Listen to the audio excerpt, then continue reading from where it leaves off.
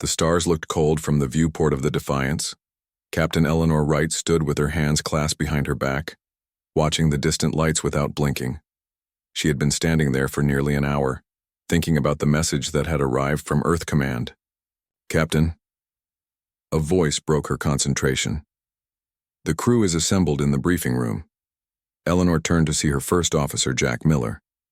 His face showed concern, though he tried to hide it. "Thank you, Jack. I'll be right there." She took one last look at the stars. Somewhere out there, 300 enemy ships were moving toward human space, and she had been ordered to stop them. The briefing room fell silent as Eleanor entered. 51 pairs of eyes watched her walk to the front. These were the best minds Earth could offer. Engineers, scientists, and soldiers chosen for their skills and quick thinking. "I'll get right to the point," Eleanor said. "Earth Command has confirmed that a hegemony fleet is heading toward Proxima Centauri b. Our orders are to intercept." She paused as worried whispers filled the room. Everyone knew what the hegemony was. For 3,000 years they had ruled the galaxy. 3 alien species, the Vexari, the Nebel, and the Curentines, had joined together long ago to form the most powerful force the galaxy had ever seen. They took what they wanted from lesser species and crushed anyone who resisted. "How many ships?" asked Samuel Patel, the chief engineer. Eleanor took a deep breath. 300. The room erupted. In shocked voices, Jack Miller stood up, his face pale. "Captain, we can't fight 300 hegemony ships. That's not a battle, that's suicide." "I've run the numbers," said Olivia Martinez, the science officer. Her voice was steady, but her hands shook slightly. "Our chances of survival are less than 0.02%. Eleanor nodded. "I didn't ask for our chances, I asked for options." The room fell silent again. "The Defiance isn't like other ships," Eleanor continued. "Each of you is chosen because you think differently. We have technology no other human ship has. We're smaller, faster, and smarter than anything the hegemony has faced before." "Samuel." Patel raised his hand. "Captain, my team has been working on the shield modulator. It's not fully tested, but it might give us an edge. We can tune our shields to adapt to their energy weapons, at least for a few seconds at a time. And my team has found weaknesses in their quantum communication network," Olivia added. "We might be able to disrupt their coordination." Eleanor smiled for the first time. "That's what I wanted to hear. We don't need to outgun them, we need to outsmart them." She walked to the center console and pressed a button. A holographic display showed the path of the hegemony fleet. "This isn't just a collection mission," she said grimly. "This is an invasion force. If they reach Proxima Centauri, they'll destroy the colony. Then they'll head for Earth." "Why now?" asked a young communications officer named Ben Harris. "Humans have been in space for almost 100 years. Why are they targeting us?" "Because we're growing too quickly," Olivia explained. "The hegemony allows other species to exist as long as they stay weak. But humans keep advancing. They've decided we're a future threat." "So they're right to be afraid," Eleanor said. "Because we are a threat. Not because we want war, but because we won't accept their rules." She looked around the room, meeting each person's eyes. "I won't lie to you. This mission is dangerous, maybe impossible. But Earth Command chose this ship for a reason." She touched another button, and the hologram changed to show a complex system labeled Aurora Protocol. "This is our secret weapon, an advanced combat AI system that can process battlefield data thousands of times faster than any organic commander. It's been learning and preparing for this moment." Samuel whistled. "So that's why the ship was designed with such a small crew?" Eleanor nodded. "Most space in the Defiance is taken up by experimental systems. We're not just a ship, we're a test bed for everything humanity hopes might work against the hegemony. But even with all this," Jack said, "we're still just one ship against 300. "True," Eleanor agreed. "Which is why we won't fight them head-on. We'll infiltrate their fleet using the Phantom Drive. We'll gather intelligence, find weaknesses, and strike only when we have an advantage." "Infiltrate a hegemony fleet?" Ben asked, his eyes wide. Has that ever been done before? No, Eleanor said simply. They don't expect it. They've never had to worry about spies or saboteurs. They've been unbeatable for so long they've forgotten what it's like to face a real enemy. She straightened her uniform. We have 4 days before they reach the colony. In that time, we need to find a way to slow them down, distract them, or make them turn back. And if we can't, Jack asked quietly, then we make them pay such a high price that they'll think twice before attacking human worlds again. The room was silent as her words sank in. Humanity didn't survive on Earth by being the strongest species, Eleanor said. We survived by being the most adaptable. Throughout our history, we've faced stronger enemies and won because we changed faster than they did. She closed the holographic display. Report to your stations. Review all data we have on hegemony ships. Look for patterns, weaknesses, anything we can use. We launch in 2 hours. As the crew filed out, Jack stayed behind. Do you really think we can make a difference, Captain? One ship against their armada? Eleanor's face was solemn. I think we have to try, Jack, because if we don't, no one else will. He nodded slowly. I'll prepare the tactical systems. Alone in the briefing room, Eleanor opened a small locket she wore around her neck. Inside was a photo of a young girl, her niece, living on the Proxima Centauri colony. We're coming, she whispered. Hold on. On the bridge, the crew worked with quiet determination. The Defiance hummed as systems came online. On the main screen, long-range scanners showed the massive hegemony fleet, a cloud of ships moving steadily toward human space. Eleanor took her place in the captain's chair. Set course to intercept. Activate the Phantom Drive. The Defiance shimmered and seemed to fade from view. Then it leapt forward, racing toward a confrontation that would change the galaxy forever. The Defiance moved silently through space. Its Phantom Drive bent light around the hull, making the ship nearly invisible. For 3 days, they had followed the hegemony fleet, staying just outside their sensor range. Any changes? Eleanor asked. As she entered the bridge, Olivia looked up from her station. The fleet is still on course for Proxima Centauri B. They'll reach the colony in 18 hours. Eleanor nodded. Then it's time for the next step.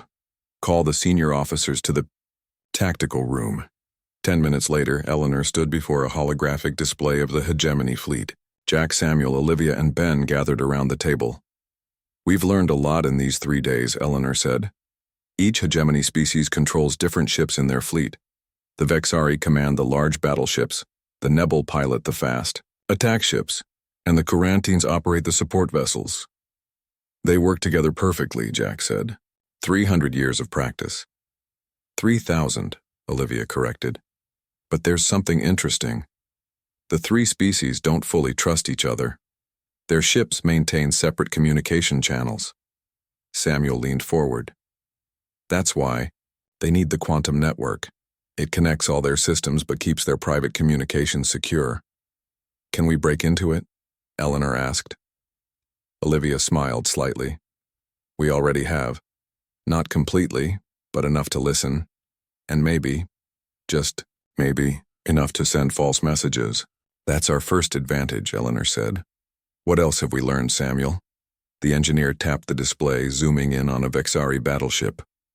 Their shields are incredibly strong, but they're designed to block high-energy weapons. Our adaptive shield modulator works differently. Instead of blocking energy, it matches and cancels it. Like noise-canceling headphones, Ben suggested. Exactly, Samuel said. We can't keep it up for long, maybe 10 seconds at a time, but that might be enough to get close to their ships. And the Aurora Protocol? Eleanor asked. Jack touched his tablet, and the ship's AI system joined the conversation. Its voice was calm and neutral. I have analyzed 2,747 potential battle scenarios, Aurora said. In every direct confrontation, the Defiance is destroyed. However, there are 4 strategies, with survival probabilities above 60%. A new display appeared showing 4 different attack plans. Each one targeted specific weaknesses in the hegemony fleet. They've never faced anything like Aurora, Eleanor said. They won't expect a ship that can think and react faster than organic commanders. It's still a huge risk, Jack warned. If they detect us before we're ready. An alarm suddenly blared through the ship. The tactical display flashed red. What's happening? Eleanor demanded. Proximity alert, Ben said, his fingers flying over his console. A Nebel patrol ship changed course. They're heading straight for us. Did they detect us? Eleanor asked. I don't think so, Olivia said. Their scanners aren't active. It looks like a random patrol pattern. But they'll see us if they get any closer, Samuel added. Eleanor turned to Jack. Options? We can retreat, he said. Or, he hesitated. Or what? We can take them out. One quick strike before they know we're here. Eleanor thought for a moment. How many crew on a Nebel patrol ship? 12, Aurora answered. 8 Nebel controllers, 4 quarantine engineers. Eleanor closed her eyes briefly. 16 lives, against the thousands on Proxima Centauri B, against the billions on Earth. Prepare to engage, she said softly. Silent approach. We'll use the modulated plasma cannons. They should penetrate their shields if we get close enough. The bridge crew moved quickly to their stations. The Defiance turned slowly, its phantom drive still active, positioning itself behind the approaching patrol ship. 500 kilometers, Ben counted down. 400, 300, their sensors are still inactive, Olivia reported. They don't see us. 200 kilometers. Eleanor's hands tightened on the arms of her chair. Weapons ready? Plasma. Cannons charged and locked, Jack confirmed. 100 kilometers. Fire. 2 beams of blue energy shot from the Defiance. They hit the patrol ship's engine simultaneously. For a second, nothing happened. Then the patrol ship exploded in a flash of light. Target destroyed, Jack said quietly. For a moment, no one spoke. They had just killed 16 hegemony crew members. The first casualties in what might become a much larger war. Check if they sent any transmissions, Eleanor ordered. Nothing, Ben confirmed. We got them before they could send an alert. Eleanor nodded. Return to observation position. We need to... Captain, Olivia interrupted, her voice urgent. I'm detecting increased communication across the fleet. They know one of their ships is missing. Eleanor turned to the tactical display. The neat formation of the hegemony fleet was changing. Several larger ships were breaking away, moving in different directions. They're starting a search pattern, Jack said. 20 ships so far. Can the Phantom Drive keep us hidden? Eleanor asked. Samuel shook his head.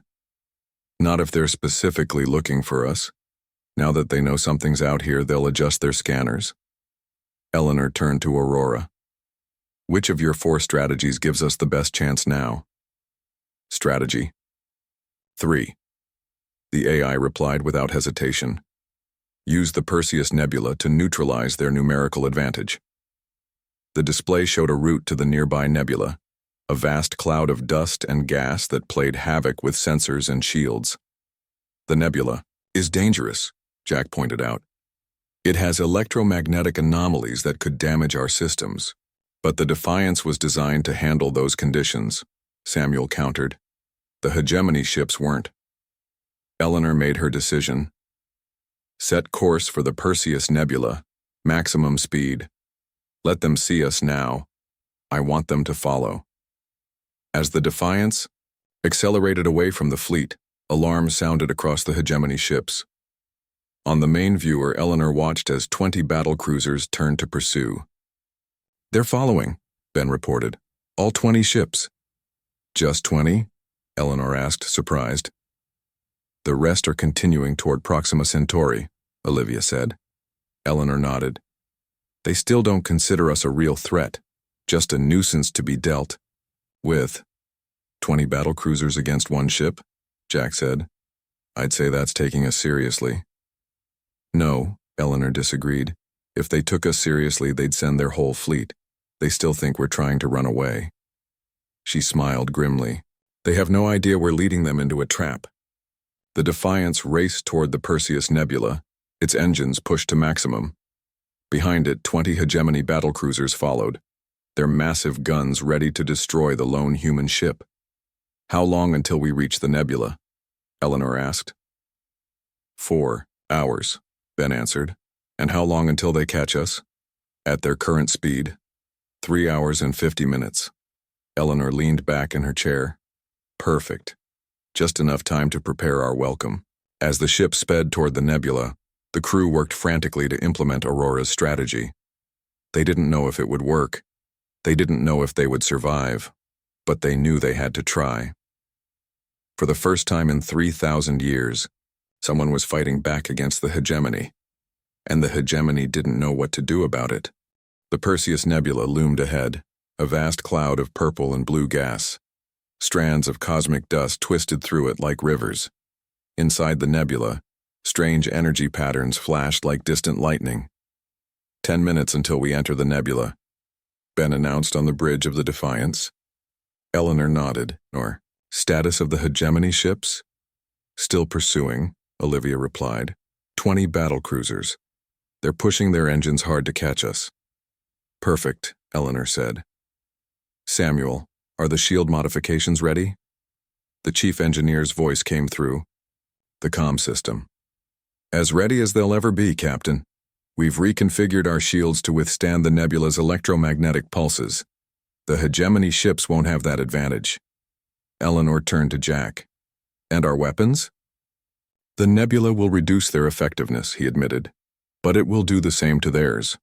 And we have Aurora to calculate the best firing solutions despite the interference. Eleanor stood and walked to the front viewport. The nebula grew, larger with each passing minute. No human ship had ever ventured this deep into the Perseus Nebula.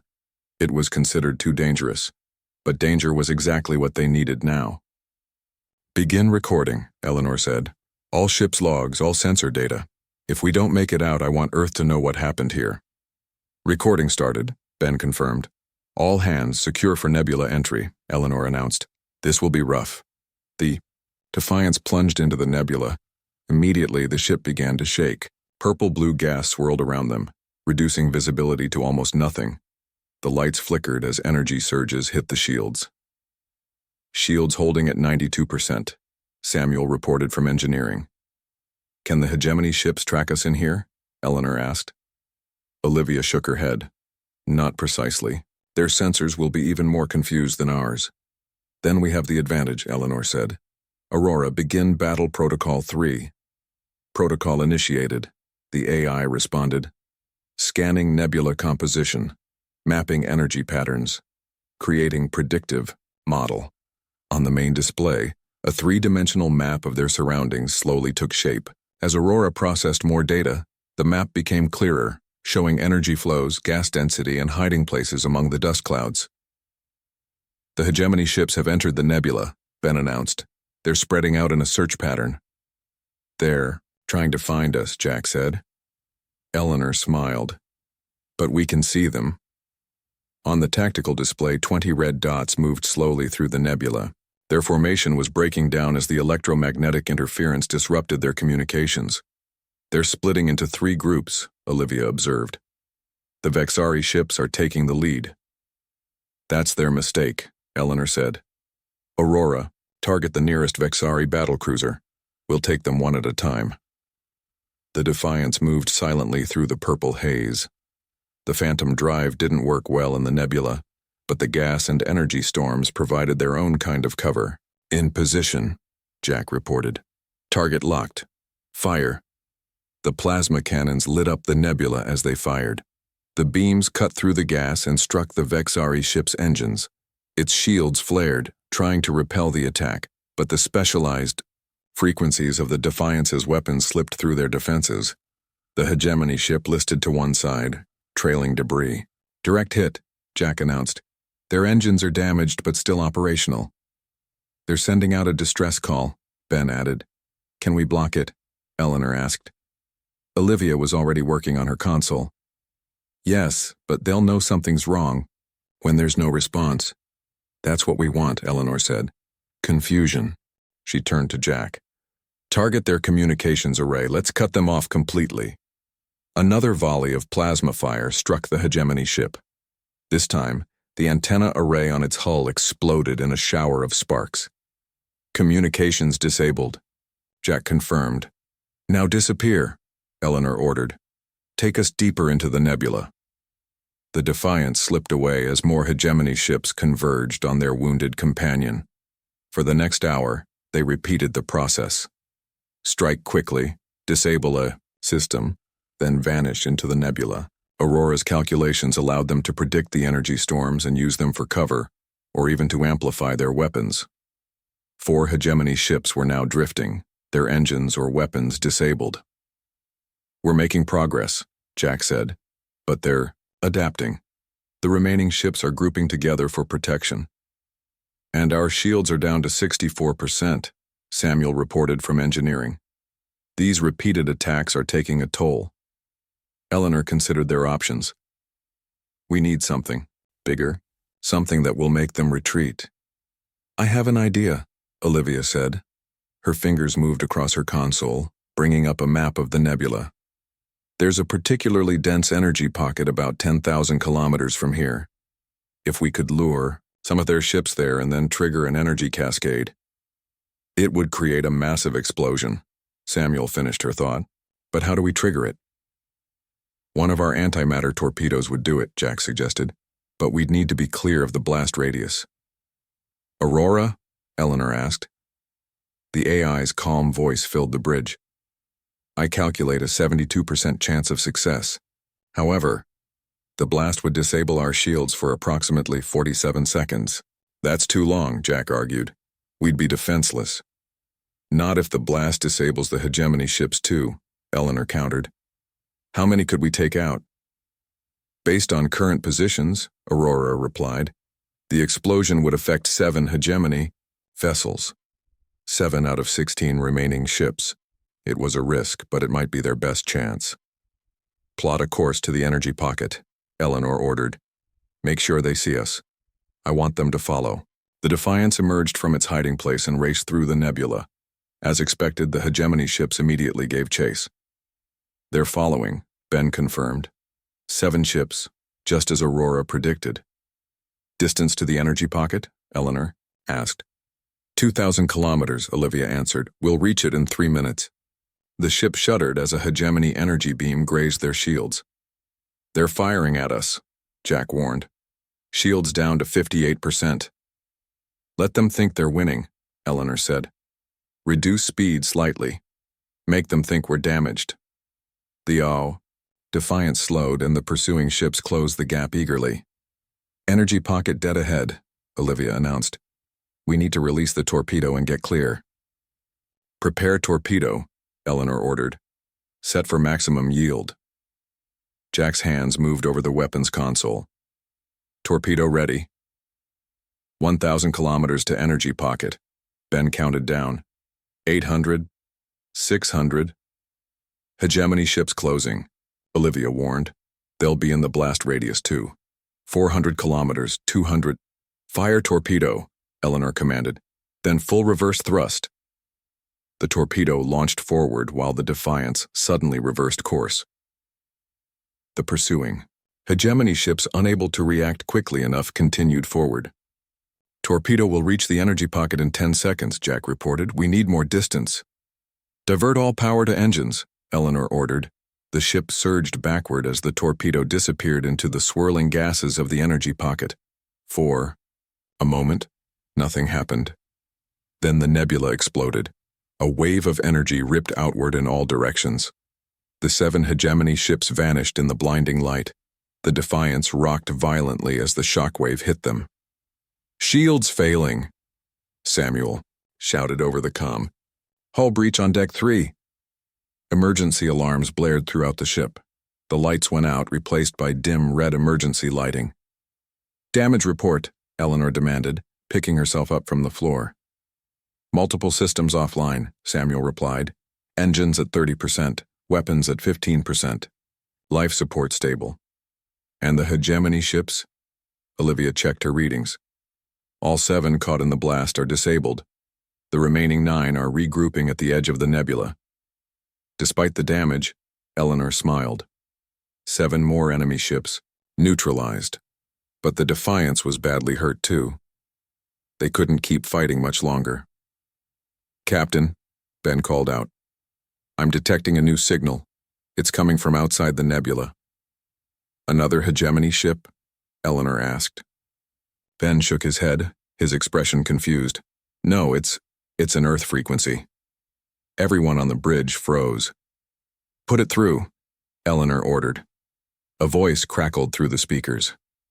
Defiance, this is Captain Larry Peterson of the Earth. Vessel Intrepid. We received your data transmission. Reinforcements are on the way, hold position. Eleanor couldn't believe what she was hearing. Reinforcements? From where?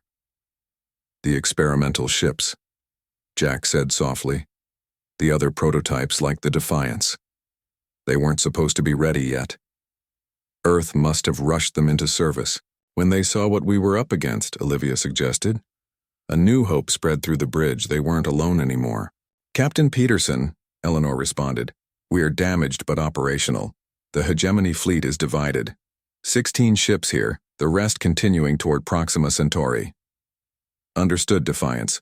We've got 6 ships inbound to your position. We'll handle the stragglers here.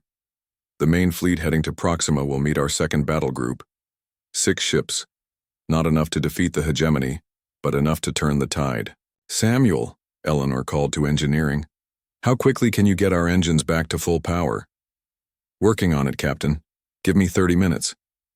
Eleanor turned to her bridge crew. Their faces were tired but determined. They had done what seemed impossible, fought the hegemony and survived. The battle isn't over, she told them, but now we're not fighting alone. Outside in the nebula, the damaged hegemony ships struggled to regroup. For the first time in 3,000 years, they were facing an enemy they couldn't simply overwhelm. An enemy that fought differently, an enemy that adapted. The galaxy was changing, and humanity was leading that change. 30 minutes felt like forever. On the bridge of the Defiance, Eleanor watched the tactical display where 9 hegemony ships regrouped at the edge of the nebula. They were preparing for another attack. Engines back to 65%, Samuel reported, from engineering. His voice sounded tired. That's the best I can do for now. It'll have to be enough, Eleanor said. What about weapons? Plasma cannons at 40%. We have 2 torpedoes left. Not great, but better than nothing. Eleanor turned to Olivia. What's the status of the Earth ships? The Intrepid and 5 other vessels will reach our position in 20 minutes, Olivia answered. The second battle group is moving to intercept the main hegemony fleet near Proxima Centauri. Jack frowned at his console. 6 Earth ships plus us against 9 hegemony battlecruisers. We're still outnumbered. But not outmatched, Eleanor said. Not anymore. She studied the tactical display. The hegemony doesn't know about our reinforcements yet. We can use that. She moved to the center of the bridge. Here's the plan. We'll move toward the edge of the nebula, making it look like we're trying to escape. When the hegemony ships follow us, we'll lead them right into the path of the Intrepid and the other Earth ships. A classic ambush. Jack nodded approvingly. Exactly. Aurora, plot the optimal course. Course plotted, the AI responded. Recommend we use Energy Storm Delta 7 for initial cover. Do it, Eleanor ordered. All hands prepare for maneuvers. The Defiance moved slowly through the nebula, using the thick gas clouds as cover. Its damaged engines left a slight trail of energy that the hegemony ships could track exactly as Eleanor wanted. They've spotted us, Ben announced. All 9 ships are changing course to pursue. Good, Eleanor said. Keep our speed steady. Make them think we're more damaged than we are. For 15 tense minutes, the Defiance led the hegemony ships on a winding path through the nebula. Occasionally, energy beams fired from the pursuing vessels, most missing in the thick gas clouds. 5 minutes until we reach the rendezvous. Point, Olivia said. The Intrepid and the others are in position. Send them our tactical data, Eleanor ordered. I want them to know exactly what they're facing. Ben worked quickly at his console. Data transmitted. Captain Peterson acknowledges. Eleanor took a deep breath. All right. Increase speed to maximum. Let's get clear of this gas cloud so our friends can see their targets. The Defiance surged forward, breaking free of the purple haze that had hidden it. Behind them, the 9 hegemony ships followed eagerly, believing they had their prey cornered. "They're locking weapons," Jack warned. "Evasive maneuvers," Eleanor commanded. "Keep them focused on us for 30 more seconds." The ship shuddered as a hegemony energy beam grazed their shields. "Shields down to 42%, Samuel reported. 20 seconds, Ben counted down. Another hit rocked the ship. Warning lights flashed across the bridge.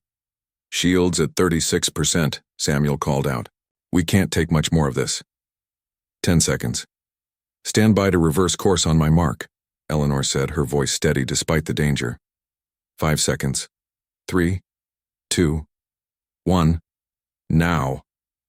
The Defiant suddenly flipped end over end and fired its engines at full power. At the same moment, 6 Earthships appeared from behind a dense nebula cloud, their weapons already firing. The hegemony ships, caught completely by surprise, found themselves caught in a crossfire. Energy beams and torpedoes struck them from all directions. Direct hits on 3 enemy vessels, Jack reported, unable to keep the excitement from his voice. On the tactical display, 3 red dots flickered and went dark. The remaining 6 hegemony ships scrambled to form a defensive circle. "The Intrepid is hailing us," Ben said. "On screen," Eleanor ordered. Captain Larry Peterson appeared on the main viewer. He was a tall man with gray hair and a scarred face. "Nice work, Defiance. That was some good flying." "Thank you, Captain," Eleanor replied. "What's our next move?" "We press the advantage," Peterson said. "The hegemony doesn't expect humans to fight back. Let's show them we can do more than just survive." The battle resumed with new intensity. The Earthships attacked in pairs using tactics similar to those the Defiance had pioneered. They struck quickly, then used the nebula for cover. The hegemony ships, designed for overwhelming force rather than agility, struggled to respond. The Defiance, despite its damage, joined the fight. With Aurora calculating optimal firing solutions, they disabled the engines of a Vexari battlecruiser with a well-placed torpedo. 4 enemy ships remaining, Jack announced after 20 minutes of combat. But the tide was turning. The hegemony commanders were adapting. Their remaining ships clustered tightly together, overlapping their shields and concentrating their fire. One of the Earth ships, the Valiant, took a direct hit to its engine core. The ship exploded in a flash of light. "We've lost the Valiant," Ben reported grimly. No survivors. Silence fell over the Defiance's bridge. The first Earth ship lost in the battle. The remaining hegemony ships are changing formation. Olivia said after a moment. They're retreating." "Retreating?" Jack couldn't believe it. The hegemony never retreats, yet the tactical display confirmed it. The 4 battle cruisers were moving away from the nebula at maximum speed. "Captain Peterson is hailing us again," Ben said. When Peterson's face appeared, on screen he was smiling despite a cut on his forehead. "We did it. The first victory against the hegemony in 3,000 years. "What about the main fleet?" Eleanor asked. "The ships heading for Proxima Centauri?" Peterson's smile faded. "That's where we need to go next. Our second battle group engaged them 2 hours ago. The fighting is difficult." "How many ships do we have there?" 12, Peterson answered, "against over 200 hegemony vessels." Eleanor felt her heart sink. Even with what they had learned about fighting the hegemony, those odds were impossible. "We need to help them," she said. "The Defiance is in no condition for another battle," Jack pointed out. "We don't have a choice," Eleanor replied. "Every ship matters now." "Captain," Samuel called from engineering. "I've been working on something that might help. The data we gathered on hegemony shield frequencies. I think we can use it to create a feedback loop in their quantum network." "What would that do?" Eleanor asked. "If it works, it could disrupt communications across their entire fleet. Maybe even cause their shields to fail." Eleanor turned to Olivia. "Is that possible?" The science officer nodded slowly. "Theoretically, yes. We'd need to get close to their command ship and transmit a specific signal pattern into their network." "How?" "Close? Too close," Jack muttered. 5,000 kilometers, Olivia said. Well within their weapons range. Eleanor thought for a moment. Captain Peterson, we need to regroup with the second battle group. The Defiance has a plan that might turn the tide, but we'll need cover to get close to the Hegemony command ship. Peterson nodded. We'll escort you. But you should know, this plan of yours sounds like a suicide mission. Maybe, Eleanor admitted. But if we don't try, Proxima Centauri falls, then Earth. Understood. We'll depart in 30 minutes. Use that time to make whatever repairs you can. As Peterson's face disappeared from the screen, Jack turned to Eleanor. He's right. This is a suicide mission. I know, Eleanor said quietly. That's why I'm not ordering anyone to go. This is volunteer only. She looked around the bridge. We've already accomplished more than anyone expected. We've proven the Hegemony can be fought. If any of you want to transfer to the other Earth ships, I'll authorize it. For a long moment, no one spoke. Then Samuel's voice came over the comm. I'm staying, Captain. That feedback loop was my idea. I should see it through. I'm staying too, Olivia said firmly. We've come too far to back out now. One by one, every crew member made the same choice. They would stay with the Defiance. They would see the mission through to the end, whatever that end might be. Eleanor felt a swell of pride. Then let's make our final preparations. We have one more battle to fight. As the crew returned to their duties, Eleanor moved to the viewport. In the distance, past the swirling gases of the nebula, she could see stars. Somewhere out there, the main Hegemony fleet continued its advance toward human space, toward the colony where her niece lived, toward Earth itself. The Defiance had lived up to its name. It had defied the odds, defied 3,000 years of Hegemony rule. But their greatest challenge still lay ahead. We're not done yet, Eleanor whispered to herself. Not even close. The journey to Proxima Centauri took 6 hours. The Defiance traveled alongside the 5 remaining Earth ships, all of them pushing their engines to the limit. Every minute mattered now. In the ship's engineering section, Samuel worked frantically on the quantum feedback device. Olivia helped him, writing the code that would disrupt the Hegemony's network. On the bridge, Eleanor studied the latest battle reports from Proxima Centauri. The news wasn't good. 8 of the 12 Earth ships had been destroyed. The remaining 4 were badly damaged. The colony's orbital defenses were holding, but wouldn't last much longer against the massive Hegemony fleet. We'll arrive in 20 minutes, Ben announced. Eleanor nodded. Open a channel to all Earth ships. When the comm system indicated the channel was open, she spoke clearly. This is Captain Eleanor Wright of the Defiance. By now, you all know our plan. It's dangerous, maybe impossible, but it's the only chance we have to save Proxima Centauri and Earth. She paused, choosing her words carefully. The Hegemony has ruled this galaxy for 3,000 years because no one dared to stand against them. Today that changes. Today we show them that humans don't accept defeat no matter the odds. As she spoke, the main viewer showed the battle ahead. Nearly 200 Hegemony ships surrounded the small colony world. Explosions flashed in orbit, as the planet's defenses fought desperately to hold them back. Each of you volunteered for this mission, Eleanor continued. Each of you chose to fight when you could have run. Whatever happens next, know that you've already made history. The Hegemony will never forget the day they faced humanity. She ended the transmission and turned to Jack. Battle stations, all weapons ready. Weapons online, Jack confirmed. What little we have left. Samuel, status of the feedback device? Ready, Captain, the engineer replied. But we'll need to get very close to their command ship for it to work. And we've identified the command ship, Olivia added. It's that large vessel in the center of their formation, the one with the crystal spires. Eleanor studied the massive Vexari ship. It was at least 10 times the size of the Defiance, surrounded by layers of smaller vessels, protecting it. That's our target, she said. Aurora, plot an approach course that gives us the best chance of reaching it. Course plotted, the AI responded. However, I must note that the probability of success is less than 12%. Noted, Eleanor said. But we're not stopping now.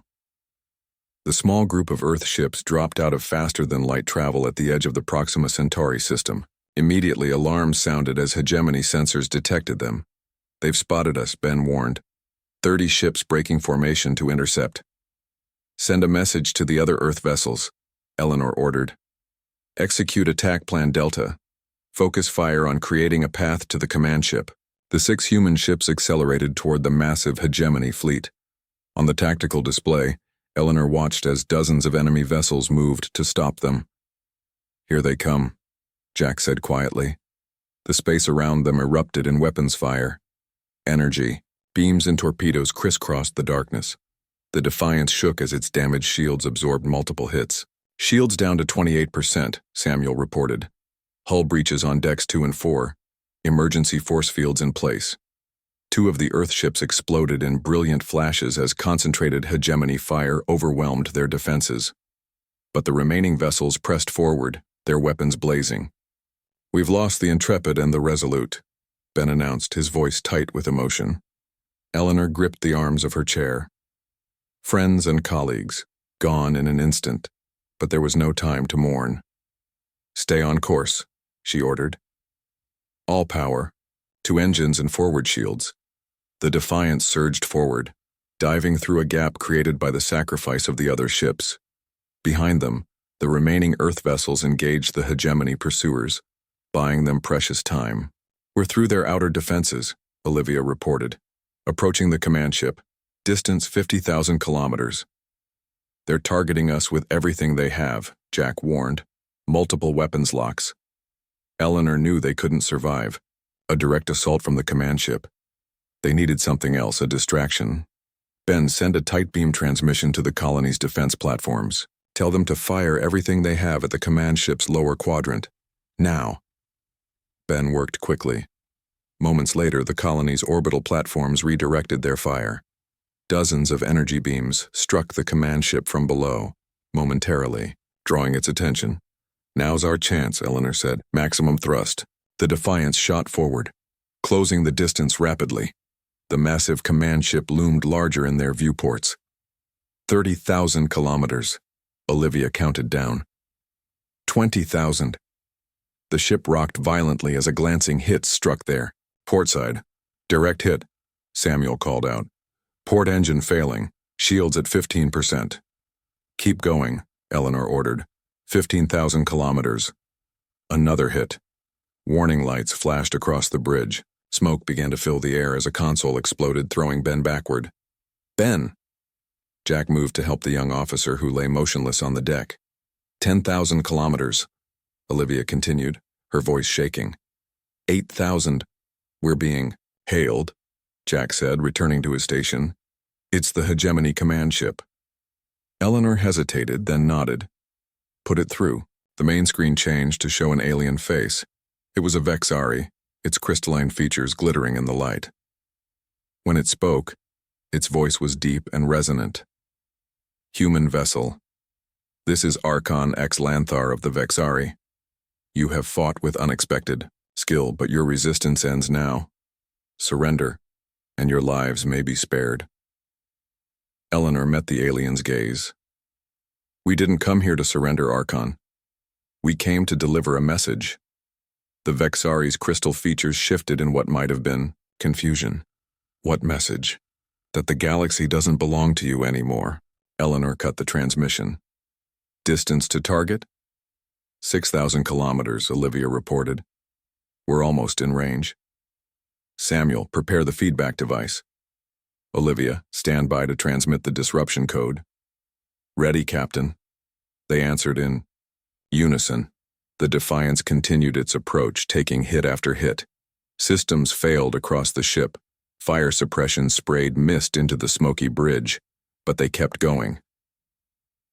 5,000 kilometers, Olivia announced. "We're in range." "Activate the device," Eleanor ordered. "Transmit the code." Samuel and Olivia worked together, their hands flying over their consoles. The ship hummed as the feedback device powered up. A focused beam of energy shot from the Defiance toward the command ship, carrying the disruption code directly into the heart of the Hegemony's quantum network. For a moment, nothing happened. Then, across the entire hegemony fleet, ships began to falter. Their shields flickered and died. Their weapons stopped firing, their engines sputtered. "It's working," Jack exclaimed. "Their entire network is crashing." On the tactical display, the organized formation of the hegemony fleet dissolved into chaos. Ships drifted, unable to coordinate or communicate. "Send a message to all Earth forces," Eleanor ordered. "Tell them to attack now, while the hegemony is vulnerable." The 4 remaining Earth ships in the system immediately launched a counterattack. The colony's defense platforms joined in. For the first time, the hegemony fleet was on the defensive. But the victory came at a cost. The Defiance was dying. The feedback device had drained their last reserves of power. Life support was failing. The engines were dead. "Hull integrity at 22%, Samuel reported. "We're losing atmosphere. Emergency bulkheads are closing." Eleanor looked around the bridge at her crew, the best of humanity, who had accomplished the impossible. "Begin evacuation," she ordered. "All hands to escape pods." "Captain," Jack began to protest. "That's an order, Commander," Eleanor said firmly. "Someone needs to tell Earth what happened here. Someone needs to lead what comes next." Reluctantly, the bridge crew moved to comply.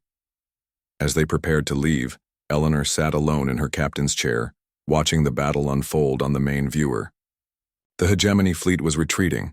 For the first time in 3,000 years, they had been defeated. Humanity had proven itself not just a victim, not just a survivor, but a force to be reckoned with. Eleanor smiled as the bridge emptied. She had done what she set out to do. She had given humanity a fighting chance. As the last escape pod launched from the dying ship, Eleanor opened the small locket around her neck. Her niece's photo smiled up at her. The colony was safe now. Earth was safe. That was what mattered. The Defiance drifted silently among the stars, its mission complete. 3 months later on Earth, a ceremony was held to honor the heroes of what was now called the Battle of Proxima Centauri. Jack, Olivia, Samuel, and the other survivors of the Defiance stood at attention as Admiral Henry Allen addressed the crowd. "Today marks a new chapter in human history," the Admiral said. "For the first time, the hegemony has signed a peace treaty with a lesser species. They have recognized human space as sovereign territory. They have ended their tributes and their restrictions on our technology." He looked at the survivors. This was made possible by the courage of the Defiance and its captain, Eleanor Wright, who gave her life to save us all. After the ceremony, Jack found Olivia and Samuel standing by a window, looking up at the stars. "They're building a new ship," Jack told them. "A bigger, more powerful version of the Defiance. They want us to serve on it." "As what?" Samuel asked. "As its senior officers. I would be captain." Olivia smiled. Eleanor would have liked that. Jack nodded. "The ship leaves in 1 month. Our mission is to explore beyond known space to find new allies and new resources." "The hegemony won't like that," Samuel pointed out. "The hegemony doesn't make the rules anymore," Jack replied. "That's what Eleanor taught them. That's what she taught all of us."